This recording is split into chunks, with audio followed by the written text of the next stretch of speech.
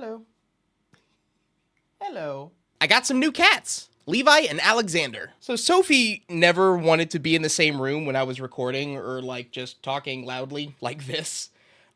These guys don't mind, and so I think you're gonna see them a lot in videos and live streams. Just everywhere. In fact, one of the live streams I did recently, they actually shut off the power button to my entire computer setup, so that was fun. Live. Hello. Hi. You just want to be behind me? Okay. They're basically teenagers right now. They're, what, 7 months old? 8 months old? Now, of course, nothing will ever replace Sophie, but, yeah, these two guys make me happy. Get out of the trash can. Nope. Nope. Get out of the trash can. Bam. Got you to click on the video because of cats. So I've talked about this during live streams with people who have been asking, but I've never formally addressed why things have been so different in the past 8 months. And for the sake of transparency, I felt it was about time to kind of make a video like this and explain why things are so different. Like why I am live streaming a lot more, moving away from gaming videos that are happening every day, and then why am I posting like video essay kind of stuff? So really there's a bunch of reasons why. There's no like one main reason, like this is the reason why TheGameSalmon's different. It's actually a whole bunch of reasons, all kind of intermeshing together. They all just kind of run into each other anyways.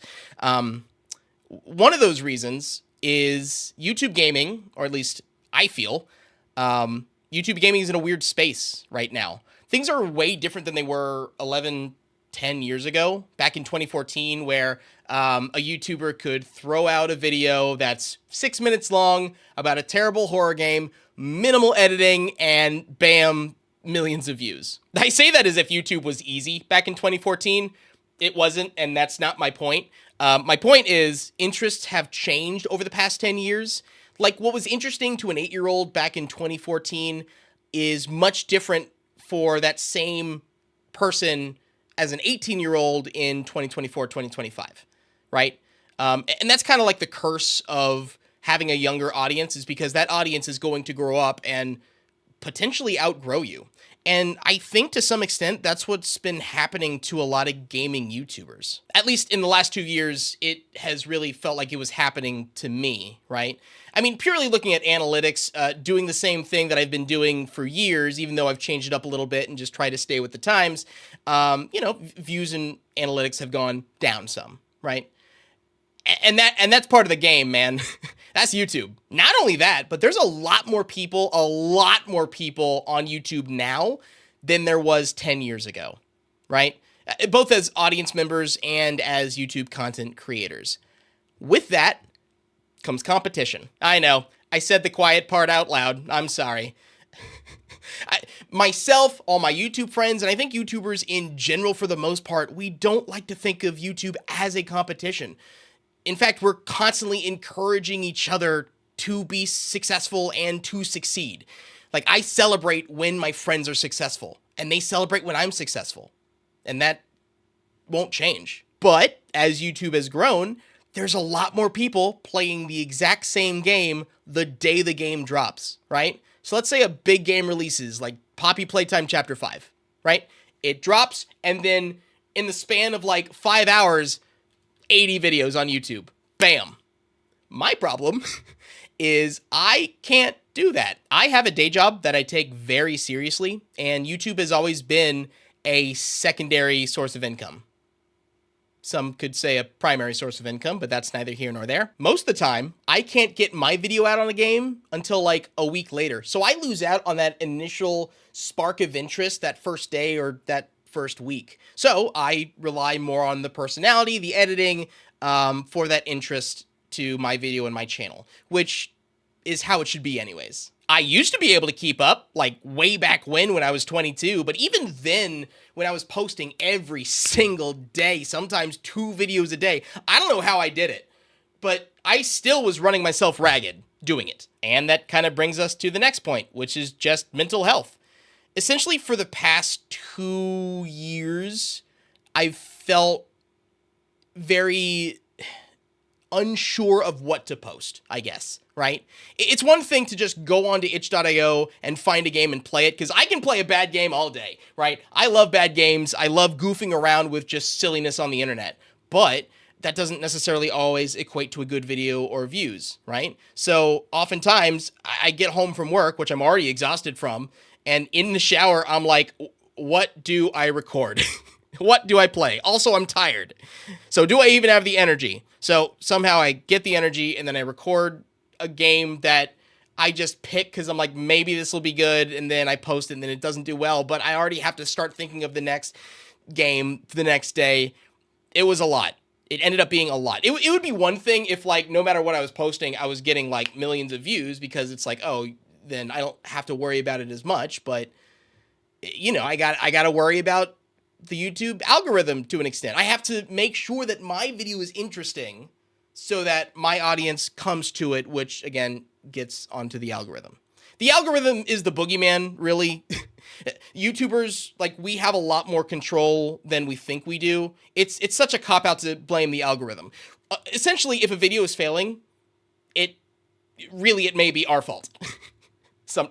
It may be. I felt like I was in a rut. Like a 1.5 to 2 year long rut, which also kind of brings us to the next point, is I wasn't feeling that creative spark with YouTube anymore. I've been doing the same thing for 10 years.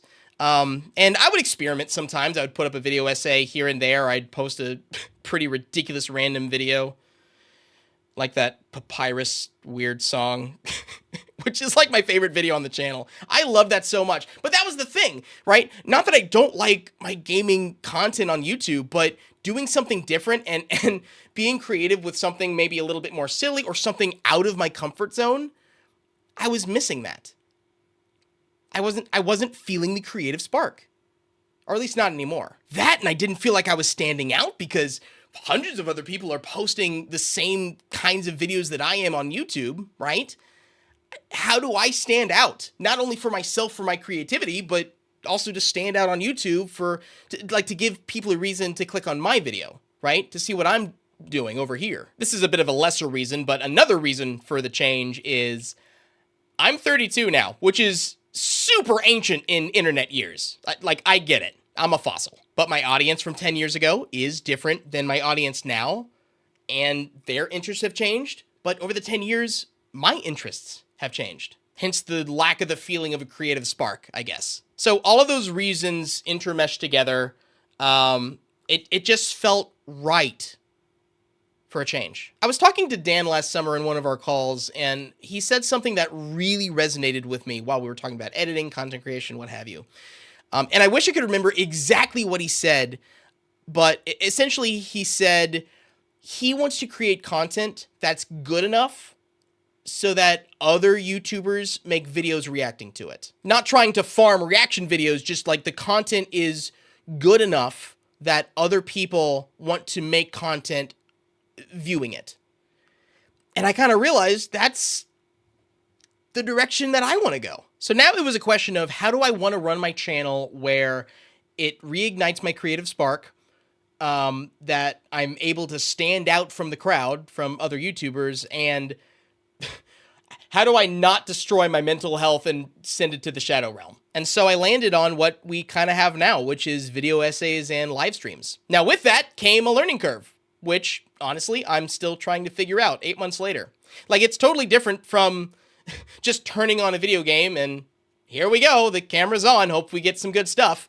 Scripting is just, it's very methodical, it's very precise. It's how exactly do I want to have the video laid out, right? But at the same time, I still love video games and playing bad games, and so live streaming helps scratch that itch. I also don't feel like I have to immediately play a game and get it out and make a video. Just let me turn on a live stream and just have fun with chat, No editing, just me chatting the game. Which, by the way, have been incredibly fun. I know I haven't live streamed much in the past 2 weeks. Sorry about that. But like these past 2 months specifically, they've been incredible. Except the one where my cats turned off my computer. But that's aside the point. Most people, like 99% of you guys, were at least accepting of the change or were cool with it, right? Albeit maybe a little confused because it is a little different from the content that I would usually do, but for the most part, you guys were cool with the change.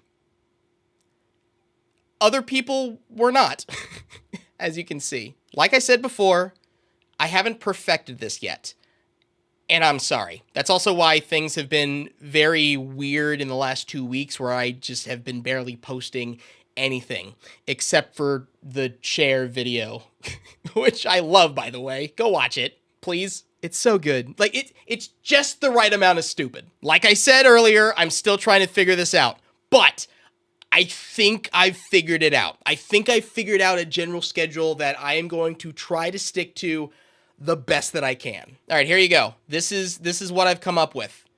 Whatever I'm putting here. At the time of this recording, things are still tentative, so whatever I put here is kind of what I've come up with. So the general plan here is to live stream multiple times a week, kind of focusing on different things. There should be one on there that's a crowd control live stream, just because crowd control was super fun the last couple times we did it, and I want to play around with that, maybe having a crowd control night. And then there's one on there that should say something to the effect of like a project live stream. A lot of the videos that I'm making now with the video essays are based on something I'm working toward with whatever live stream I'm doing, if that makes sense. And so, like, currently I'm doing 5 shows at Wario's, right? And so Sundays, I think I'm putting it Sunday. Sundays are kind of like the day that I'm doing that live stream, right? To work on like a long-term project for a video essay. So for example, after 5 shows at Wario's, I might do platinuming every Five Nights at Freddy's game on the PlayStation.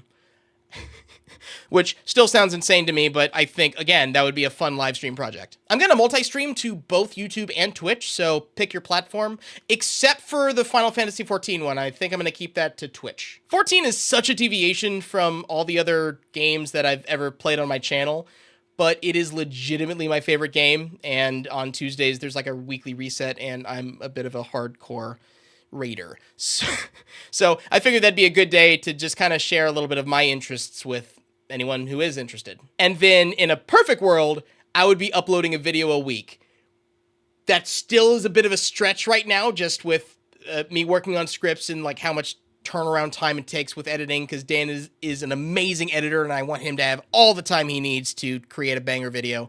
But, you know, it's something at least to work towards. Again, this is a schedule that I'm going to stick to as best that I can. You may notice that I'm not putting exact times on there. That's honestly to give me some wiggle room with my day job, because sometimes the days run a little long with meetings or what have you. Or maybe I need a sec to like rejuvenate before I dive into a live stream. So that's about as general as I can give you. Now, of course, life happens and there are going to be days I can't live stream, or you know, maybe a video needs a little bit extra editing, so I got to push it off to the next week or what have you. But I'm going to stick to the schedule the best that I can, as closely as I can.